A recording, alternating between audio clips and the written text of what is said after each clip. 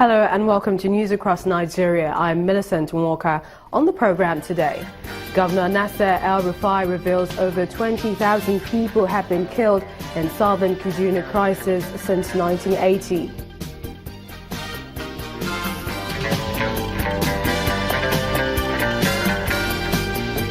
Nigeria's Vice President, Professor Yemi Osinbajo, meets stakeholders in Delta State who states federal government's commitment to developing the Niger Delta region.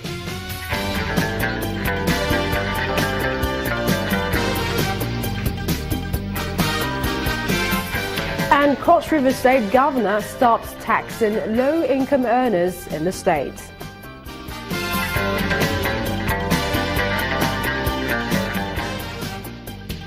We begin with a new audio that's been released by the terrorist group Boko Haram containing a voice believed to be that of Abubakar Shekau, leader of the group, claiming responsibility for yesterday's deadly attack at the University of Maiduguri.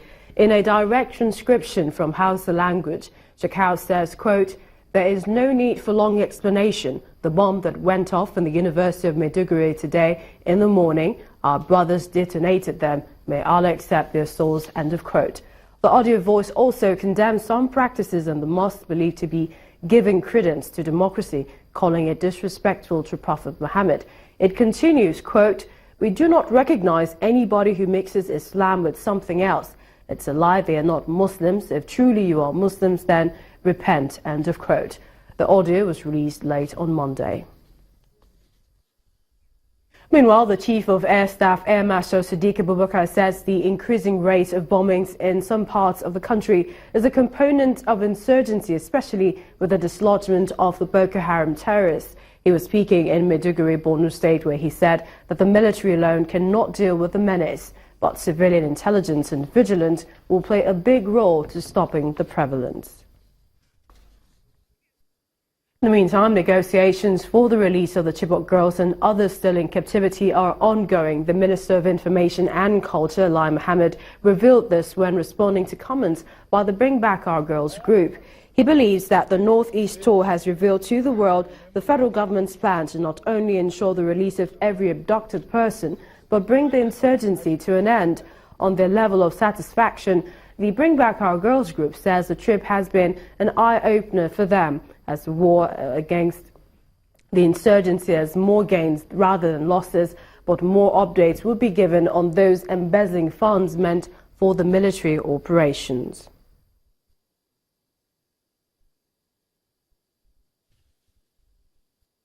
Just knowing how much of a difference it makes for our military to be equipped.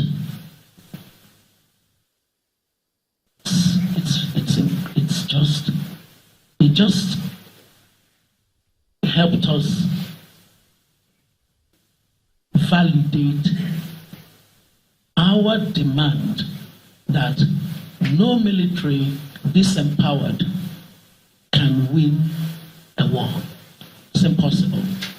And so we saw the analysis of the equipping of our military.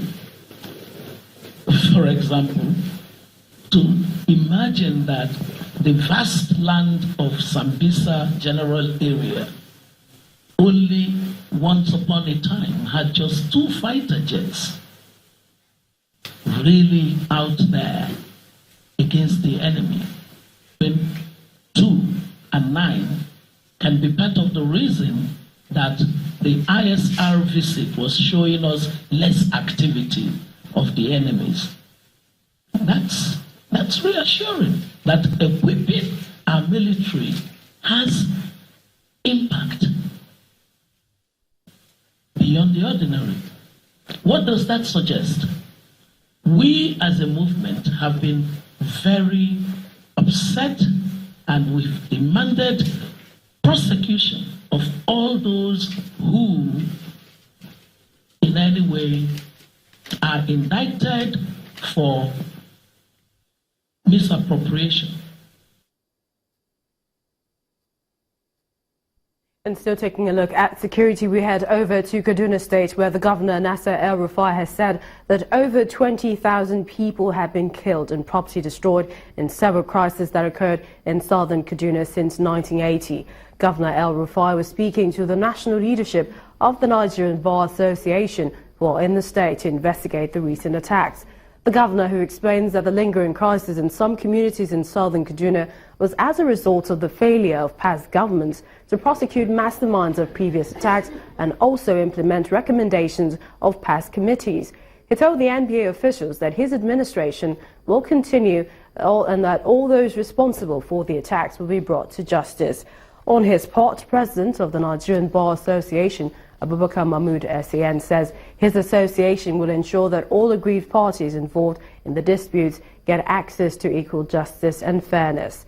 Since August last year, many communities in 3 local government areas in Kaduna State have come under heavy attacks by suspected herdsmen. Nente, Godogodo, Goska, Fadankashi in Sanga Council area, among others, are some of the affected communities. The investigation by the NBA will be the latest investigation by external bodies on the attacks in southern Kaduna, which is coming after the Kaduna National Peace Committee visited the governor on the same matter. And Nigeria's Vice President, Professor Yemi Osinbajo, has given the assurance that the creation of a maritime university in the Niger Delta is a done deal. He said this while addressing indigents from various communities of Delta State at the conference hall of the Petroleum Training Institute in Efuru. The visit was part of his fact-finding mission to Delta State. Just after his visit to the people of Baramatu Kingdom in Delta State and an inspection of facilities at the Maritime University there, the Vice President, Professor Yemi Osinbajo, arrives at the conference hall of the Petroleum Training Institute at Efuru. He is accompanied by the State Governor, Dr. Ifeanyi Okowa, the Minister of State for Petroleum, Dr. Ibe Kachiku, and other government functionaries for an interactive meeting with stakeholders. Representatives of the different ethnic nationalities in the state used the opportunity to present their needs and demands to the federal government. Upgrade the Sapele port to the status of an export zone with the capacity to export oil. All the special projects in Niger Delta area, none is being implemented today. Our people have no lights, but we host 485 megawatts of electricity to the national grid. All the simple thing we are requesting is for it to be stepped down for us. Professor Osinbajo assures those gathered that the development of the Niger Delta is an inevitable responsibility of the Nigerian people, which will benefit the whole nation. The Lagos-Calabar Rail project, which obviously is going to benefit all the Niger Delta region, is a priority project. There's no need for us to talk about the Maritime University. It is a done deal. We must do it. The bill is at the second stage. The bill is at the second reading. In fact, it's not past the second reading. And we expect that the National Assembly will fast-track the bill for the establishment of the Maritime University. Though seen as a welcome development, some leaders in the region feel it will take more than a visit for things to improve. The purpose for which he's here, the meeting has achieved its objective. But the visit is no substitute, as I said earlier, for a dialogue. Meanwhile, the Vice President has promised to visit again for a more involved dialogue with the youths of the region. National Youth Council